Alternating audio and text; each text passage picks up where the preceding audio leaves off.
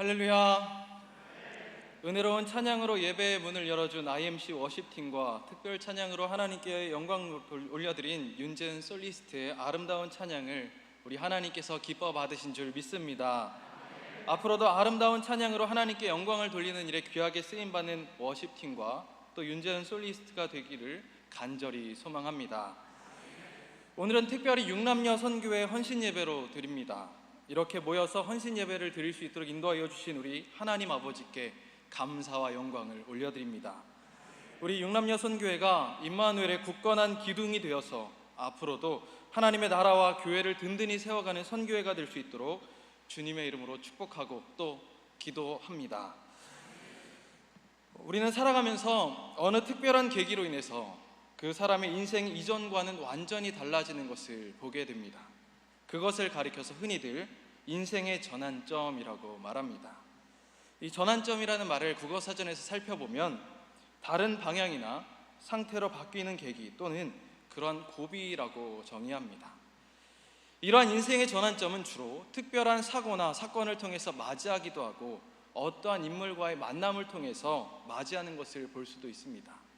예를 들어 보면 많은 연예인들이 어떤 작품을 만나는지에 따라서 이전의 무명가도 같은 인지도에서 한순간에 일약 스타에덤에 오르는 것을 보게 됩니다. 또 가수들을 보면 노래 한 곡만 잘 만나도 세계적인 유명세를 누리게 되는 것을 종종 보게 됩니다. 대표적인 예로 싸이라는 가수를 보면 이전에는 우리나라에서 재미있는 가수 정도로 여겨졌던 가수였지만 강남스타일이라는 노래를 만남으로 인해서 그는 세계적으로 유명한 가수가 된 것을 볼 수 있습니다. 아마 여기에 계신 모든 성도님들도 이 강남스타일이라는 노래는 한 번쯤 들어보셨을 것입니다. 이 노래가 그에게 전환점이 된 것이죠. 또 사람을 잘 만나서 인생의 전환점을 맞은 인물들도 있습니다. 그 대표적인 예로 대한민국 축구의 영원한 캡틴, 해외 축구의 아버지라고 불리는 박지성 선수가 있습니다. 그는 당시 크게 눈에 띄는 선수는 아니었습니다. 유명한 대학교에 지명되지 않을 정도로 특별하게 여겨지는 선수가 아니었지만 2002년 월드컵 당시 감독이던 거스 히딩크 감독을 만나면서 그의 인생은 완전히 뒤바뀌게 되는 것을 봅니다. 아무도 알아주지 않았던 그였지만 히딩크 감독을 만남으로 인해서 전 세계 축구 선수와 팬들이 동경하는 맨유라는 구단에서 주축 선수로 생활하였고 은퇴한 지금도 여전한 인기를 누리는 선수로 꼽히게 되었습니다. 이처럼 많은 사람들은 어떤 일을 만나는지 누구를 만나는지에 따라서 그 인생이 바뀌는 것을 우리는 볼 수 있습니다. 사실 저도 그런 일을 경험한 적이 있습니다. 잠시 저의 이야기를 하자면 저는 어린 시절 얼굴에 있는 이 흉터로 인해서 친구들에게 많은 놀림을 받은 적이 있습니다. 그래서 초등학교 저학년 시절에는 학교에 가는 것이 싫었고 사람들이 많이 있는 곳에 가면 이 질문을 받는 것이 싫어서 그러한 곳을 피했던 적이 있었습니다. 그러다 초등학교 4학년이 되던 어느 날 저는 큰 결심을 하게 되었습니다. 바로 동생과 함께 학교를 가지 않기로 한 것이었습니다.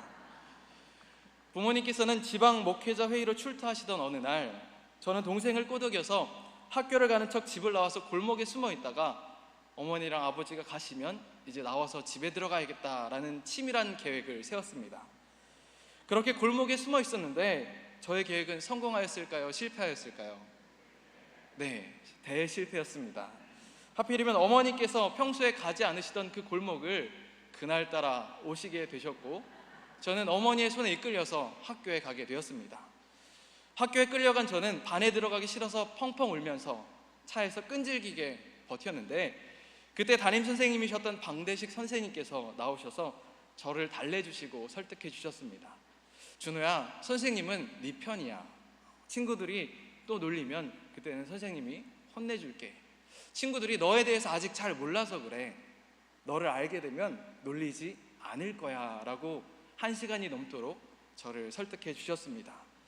이후에 선생님께서는 친구들과 원만한 사이로 만들어주시기 위해 계속해서 노력하셨고 선생님 덕분에 저는 학교를 가기 싫어했던 모습에서 전교생이 많지 않은 작은 시골의 학교였지만 반장과 부반장을 하며 나서는 아이로 또 중학생 때는 전교 부회장까지 하는 아이로 바뀌게 되었습니다. 이처럼 어떠한 사건이든지 인물이든지 하나의 만남을 통해서 인생의 전환점을 맞이하는 것을 어렵지 않게 볼 수 있습니다. 그런데 오늘 본문을 보면 이러한 인생의 전환점을 맞은 한 인물이 기록되어 있는 것을 볼 수 있습니다. 누구죠? 그 인물은 바로 사도 바울입니다. 사도 바울은 우리가 너무나도 잘 아는 인물일 것입니다. 많이 들었고 또 많은 신앙인들이 존경하며 동경하는 인물이라고 꼽아도 손색 없을 정도의 인물입니다. 신약 성서에서 예수님 다음으로 많은 비중을 차지하는 사람도 바로 이 사도 바울이라고 할 수 있습니다. 신약 성서에서 사도 바울의 서신으로 알려진 것만 해도 로마서, 고린도 전후서, 갈라디아서, 빌립보서, 데살로니가 전후서 등 13편에 달하는 것을 볼 수 있습니다. 이처럼 사도 바울은 교회에 있어서 또 신앙생활을 함에 있어서 굉장히 중요한 인물이라고 할 수 있는데, 이러한 사도 바울에게도 인생의 전환점이 된 사건이 있었습니다. 이 사건을 계기로 그의 인생이 180도 바뀌었을 뿐만이 아니라 기독교의 역사에서도 큰 영향력을 행사할 정도로 그의 삶에 많은 변화를 가져오게 되었습니다.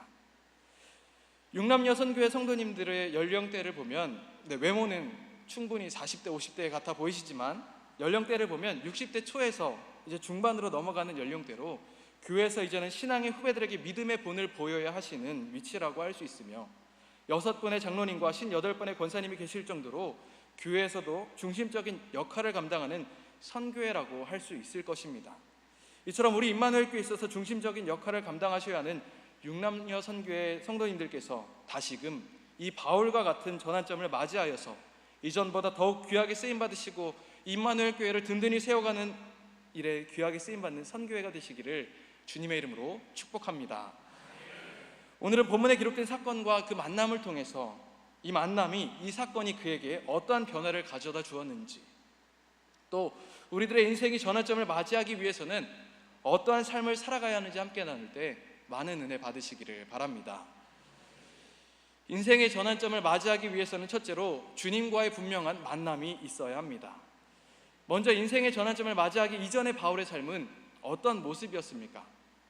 그의 삶을 살펴보면 바울은 소아시아의 동남쪽에 있는 로마 제국의 지방 행정도시인 길리기아 다소라는 지역에서 태어났습니다. 또한 그는 태어나면서부터 로마의 시민권을 가지고 있었는데 이것은 바울의 가족들이 로마 사회의 특권층에 속해 있었다는 것을 알 수 있습니다. 뿐만 아니라 바울의 집안은 정통 유대인 가문이었으며 당대 최고의 학문을 배우며 전문적인 유대교 교육과 훈련을 받으며 자랐습니다.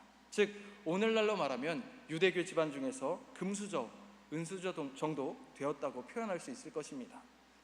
이 외에도 성경을 통해 알 수 있는 것은 그는 확고한 자기 신념을 가지고 있었고 종교적으로도 아주 강한 믿음과 신념을 가지고 있어서 율법적으로 옳은 일을 위해 열심을 다하는 사람이었다는 것입니다.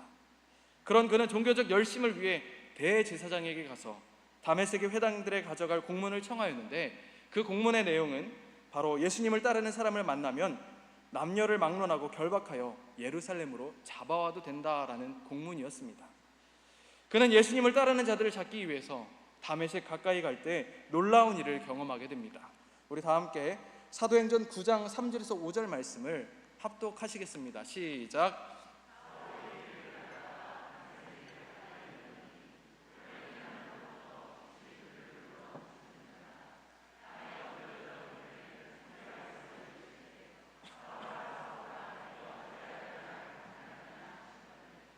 대답하되 주여 누구시니까? 이르시되 나는 내가 박해하는 예수라.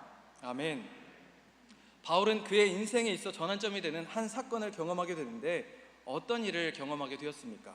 본문에 속한 9장 말씀을 보면 호련히 하늘에서 빛이 내려와 바울을 둘러 비치게 됩니다.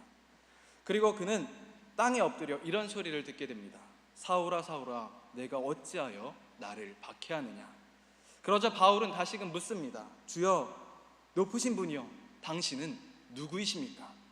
그의 물음에 나는 네가 박해하는 예수라라고 주님은 답변하십니다. 지금 바울에게 찾아오신 분은 누구이십니까? 예수님이십니다. 즉 예수님께서 그를 만나주셨다라는 것입니다. 이러한 예수님과의 만남은 그의 인생의 전환점이 된 줄 믿습니다. 저와 여러분에게도 날마다 예수님께서 찾아오시는 은혜가 임하기를 주님의 이름으로 축복합니다. 성경을 보면 인생의 전환점을 맞은 많은 인물들이 있음을 발견할 수 있습니다. 오늘 본문에 기록된 바울도 있지만 아브라함과 모세와 욥도 그러한 사람들이라고 할 수 있을 것입니다. 그런데 이들에게 한 가지 공통점을 발견할 수 있는데, 그것은 바로 하나님과의 만남이 있었다라는 사실입니다.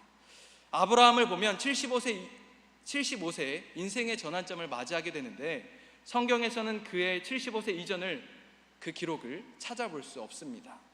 이것은 무엇을 의미하냐면, 이전에 그의 인생이 성경에 기록될 만한 인생은 아니었다라는 것이죠. 그러나 창세기 21장 1절 말씀을 보면 여호와께서 아브라함에게 이르시되라고 기록되어 있는 것을 볼 수 있습니다. 그가 하나님의 음성을 듣게 된 그때부터, 하나님을 만난 그때부터 그의 삶은 변화된 줄 믿습니다. 아브라함은 분명 하나님의 음성을 듣기 이전에도, 하나님을 만나기 이전에도 하나님을 알았으며 믿고 살아갔을 것입니다. 하지만 그의 삶에는 하나님과의 진정한 접촉이 없었고 만남이 없었다는 것입니다. 성경을 보면 하나님을 알고 믿으며 살았던 75년 인생이 믿으며 살았던 인생의 75년의 인생이 기록된 것이 아니라, 하나님을 만나고 하나님의 음성을 들은 75세 이후의 인생이 기록되어 있다는 것을 우리는 주목해야 합니다.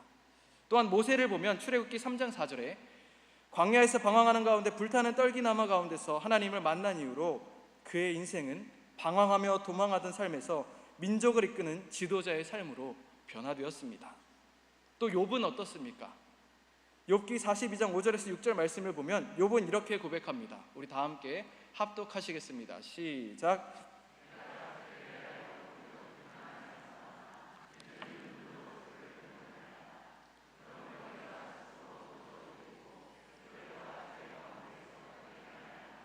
아멘. 그의 고백을 보면 이전에는 귀로 듣기만 하였으나 이제는 눈으로 주를 보게 되었다라고 고백합니다.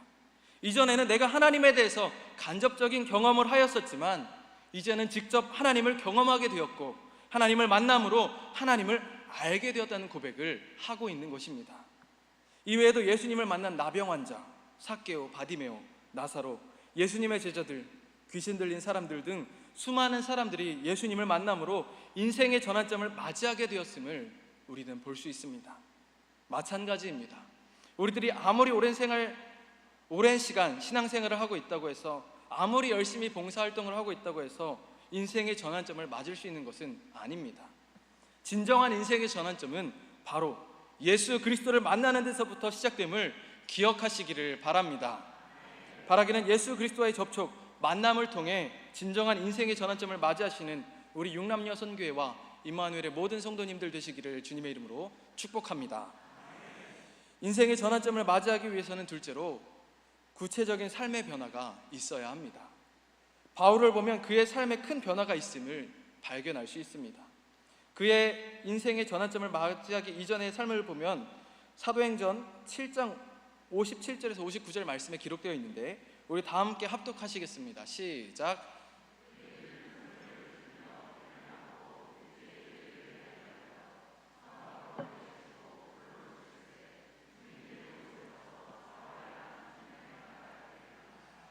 그들이 돌로 스데반을 치니 스데반이 부르짖어 이르되 주 예수여 내 영혼을 받으시옵소서 하고. 아멘. 이 말씀은 스데반 집사의 순교 장면을 담고 있는 말씀입니다. 그렇다면 바울과 스데반 집사의 순교에는 어떠한 연관이 있습니까? 58절 말씀을 다시 보면 증인들이 옷을 벗어서 사울이라 하는 청년의 발 앞에 두었다라고 기록합니다. 여기에서 등장하는 사울은 우리가 잘 아는 것처럼 히브리식으로 읽느냐 로마식으로 읽느냐의 차이가 있긴 하지만 인생의 전환점을 맞이하기 이전에 바울이었습니다. 그런데 스데반 집사의 순교 사건에서 바울은 어떤 모습을 하고 있습니까? 증인들이 옷을 벗어서 그의 발 앞에 두었다라고 합니다. 이것은 무엇을 의미하냐면 자신들의 행위를 책임져 줄 수 있는 사람 앞에 자신들의 옷을 벗어놓음으로써 책임이 그 사람에게 있다라는 것을 의미하는 행위였습니다. 즉 바울이 의도하였든지 의도하지 않았든지 정확하게 알 수 없지만 이들의 행동을 볼 때 스데반을 돌로 쳐 죽이는 일에 책임이 있는 사람이 바로 바울이었다라는 것입니다. 즉 바울은 복음을 전하는 스데반을 직접 돌로 쳐서 죽이지 않았을지는 모르지만 잡아 죽이는데 일조한 사람이었다라는 말입니다. 스데반의 순교 이후에 사도행전 8장 1절 말씀을 보면 바울은 그가 죽임당함을 마땅히 여겼다라고 기록하고 있습니다. 인생의 전환점을 맞이하기 이전에 바울이 보기에는 스데반은 돌에 맞아 죽어 마땅한 사람이었으며 그가 죽은 것은 당연한 일로 여기는 모습을 보여줍니다. 또한 사도행전 8장 3절 말씀을 보면 바울은 교회를 잔멸하였다라고 기록합니다. 이 잔멸하다라는 말로 사용된 엘류마이네토는 멧돼지가 포도원을 파헤치는 것을 묘사할 때 사용되는 말이었습니다. 여러분, 멧돼지가 농작물을 어떻게 파헤치는지 아십니까? 멧돼지들이 얼마나 영악하고 또 집요한지 울타리를 아무리 쳐놔도 그 속에서 빈틈을 찾아내고 또 울타리를 피하고 무너뜨려서 무자비하게 농작물을 파헤쳐 놓아 큰 피해를 주는 것을 볼 수 있습니다. 사람들이 아무리 덫을 놓아도 그 덫을 피하고 집요하게 농작물을 망가뜨린다라는 것이죠. 인생의 전환점을 맞이하기 이전에 바울은 멧돼지가 농작물을 무자비하게 파헤치는 것처럼 교회를 찾기 위해서 온 동네를 무자비하게 파헤쳤으며 집에 들어가 숨어있는 사람들까지 찾아서 끌어다가 감옥에 집어넣기까지 하던 사람이었다고 성경은 증언합니다. 그가 이렇게까지 하였던 이유는 여느 유대인들처럼 예수님을 구원자로 인정하지 못하였기 때문입니다. 그는 예수님을 인정하지 않았고 예수님을 하나님의 신성을 모독한 자로 상대 못할 죄인으로 여겼습니다. 그래서 그런 예수님을 따르는 자들을 잡아서 없애는 것이 유대교 집안에서 가르침을 받으며 열심히 살아왔던 바울에게는 당연한 일이었다는 것이죠. 그러하기에 스데반이 순교한 이후에도 그는 여전히 제자들에 대해서 위협과 살기가 등등하였습니다. 그러나 예수님을 만난 이후 그는 어떻게 되었습니까? 우리 본문 21절 말씀을 다 함께 합독하시겠습니다. 시작.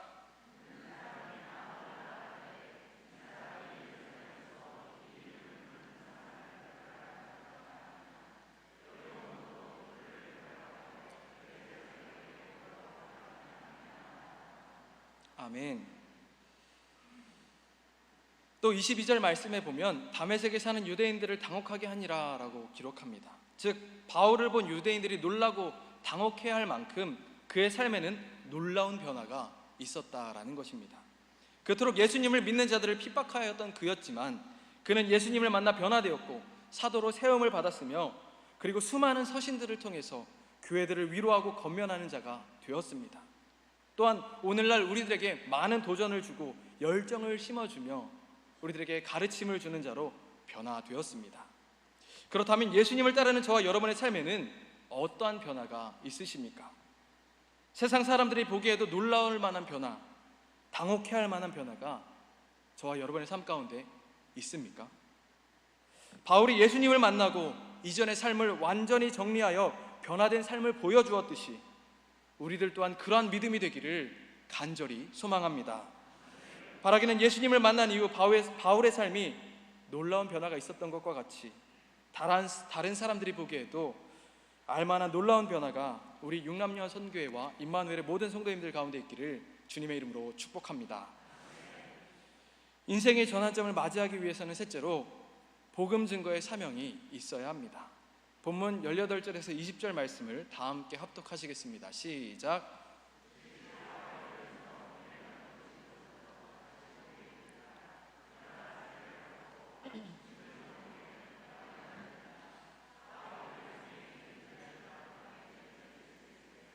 즉시로 각 회당에서 예수가 하나님의 아들이심을 전파하니.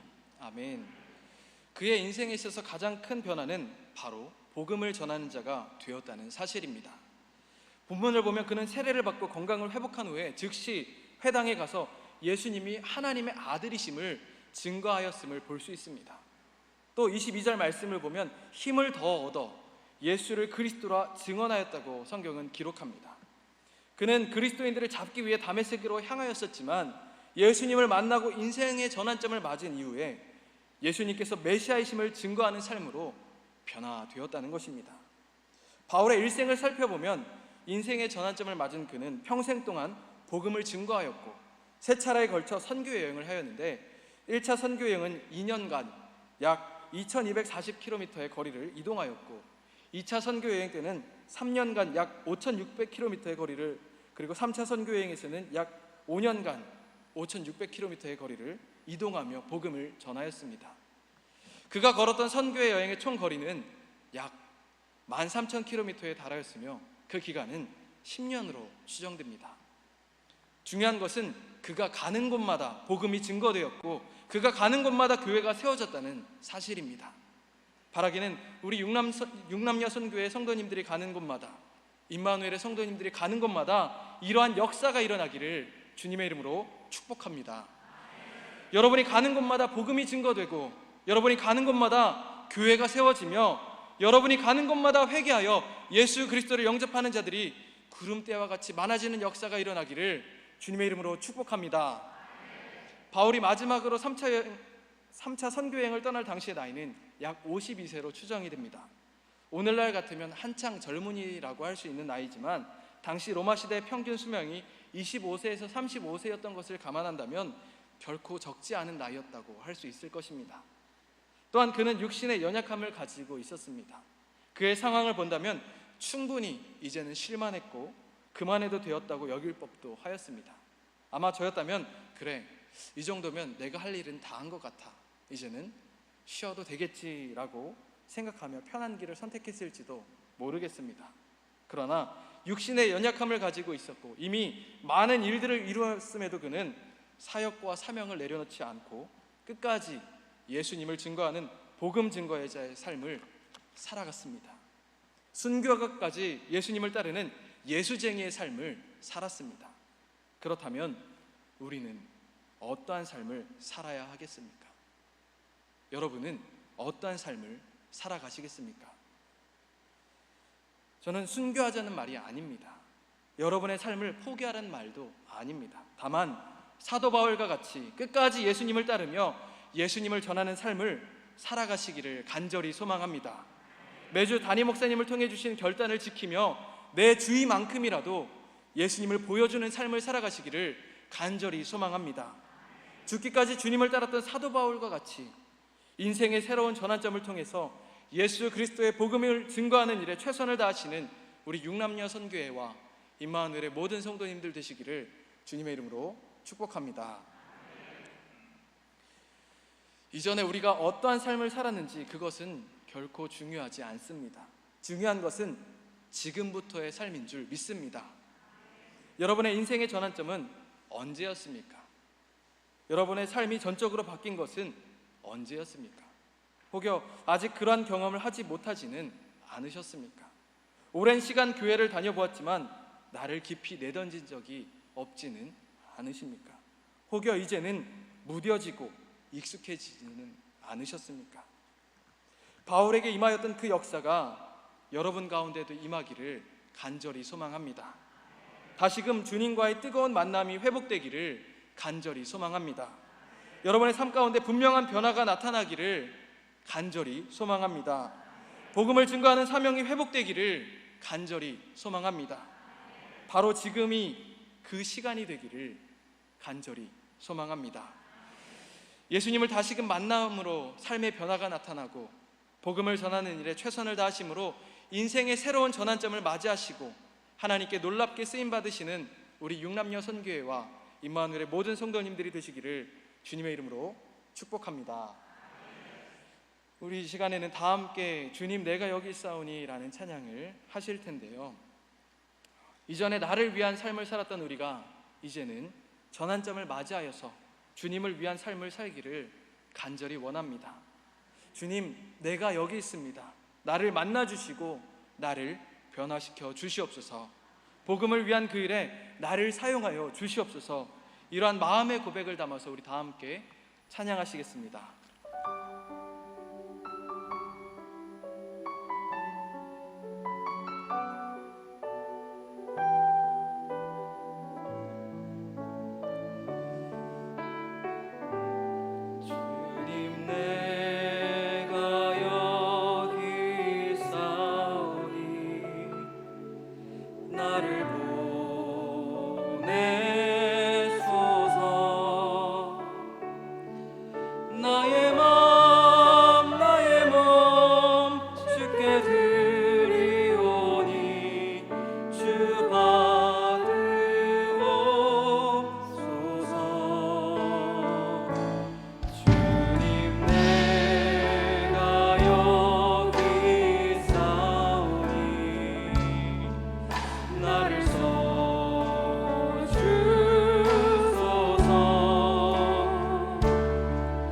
가진 것 모두 다 주께 드리오니 주 받으옵소서.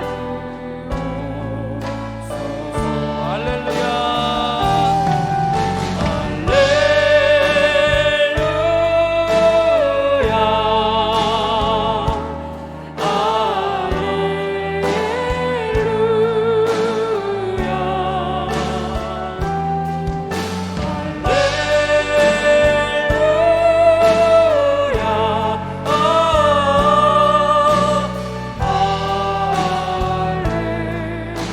다시 찬양합니다. 주님 내가 여기 있사오니 나를 보내소서. 나의 맘 주께 드리오니 주 받으옵소서. 주님 내가 여기 있사오니 나를 써주소서. 가진 것 모두 다 주께 드리오니 주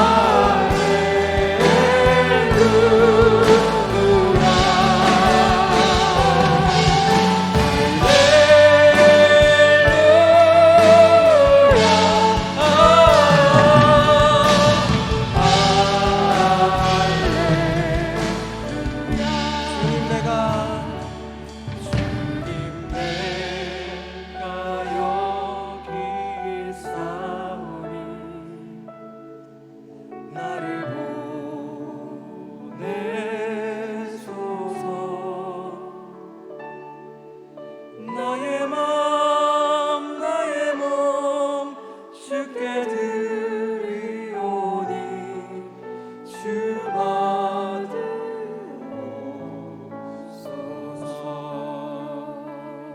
우리 시간 기도할 때 주님 이전의 삶에서 변화되어 인생의 전환점을 맞이하게 하여 주시옵소서. 주님 내가 여기 있습니다. 나를 만나 주시고 나를 변화시켜 주셔서 복음을 위한 도구로 사용하여 주시옵소서. 나를 주님께 드리오니 주님 사용하여 주시옵소서. 우리 다 함께 주님 한번 부르짖고 통성으로 기도하겠습니다. 주여 할렐루야. 사랑과 은혜가 풍성하신 하나님 아버지 하나님을 만나고 변화되었던 바울과 같이 저희들의 인생이 변화되기를 간절히 원합니다. 아버지 하나님 주님을 만남으로 저희들의 인생이 변화되게 하여 주시옵소서. 주님 내가 여기 있습니다. 나를 만나주시고 나를 변화시켜 주시옵소서. 아버지 그리하여서 주님을 위한 도구로 아버지 하나님 복음을 위한 도구로 사용하여 주시기를 소망하오니 주여 우리를 사용하여 주시옵소서. 우리를 주님께 드려오니 주님 우리를 사용하여 주시옵소서. 아버지 하나님 나의 인생을 변화시켜 주시고 하나님 나라를 위한 그 크신 일에 우리를 사용하여 주셔서 하나님께 기쁨이 되게 하여 주시고 많은 성도들에게 본이 되게 하여 주시며 하나님의 나라를 이뤄가는 일에 귀함이 쓰임받는 우리 육남녀 선교회와 임마누엘 교회 모든 성도들이 될 수 있도록 주여 은혜를 더하여 주시옵소서.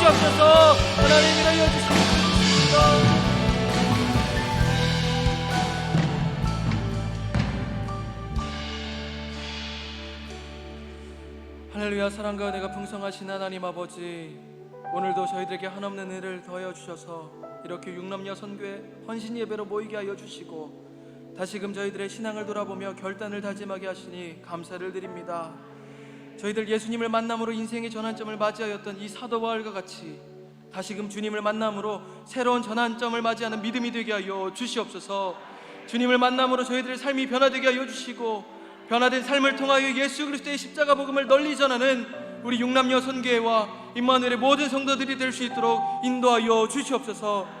그리하여서 주님의 나라가 확장해 나아가는 일에 귀하게 쓰임받는 선교회, 주님께서 세우신 임마누엘 교회를 더욱 든든하게 세워가는 선교회, 믿음의 본을 보이는 자랑스러운 육남녀 선교회가 될 수 있도록 주님 은혜를 베풀어 주시옵소서. 우리 육남녀 선교회가 가는 곳마다 예수 그리스도의 복음이 증거되게 하여 주시고 주님의 몸된 교회가 세워지게 하여 주시며 예수 그리스도를 구주로 영접하는 자들이 구름대와 같이 모이는 아름답고 놀라운 역사를 허락하여 주시옵소서.